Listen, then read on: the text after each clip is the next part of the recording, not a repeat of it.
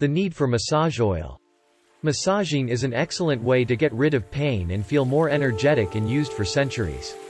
But therapy massages are becoming popular now. Here are a few fun facts about massage therapy. Having a 60-minute massage session equals the benefits of approximately 8 hours of sleep. Massages help release endorphins which contribute to pain relief. Massage therapy enhances focus, mental clarity, attentiveness, and emotional balance. Apart from releasing endorphins, massages also reduce stress hormones. It is easier to get babies to sleep with massages than by rocking. You can also use massage as a means of relieving contracted muscles.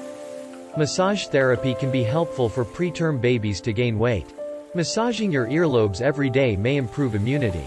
Massage therapists use around 75 different modules of massage worldwide.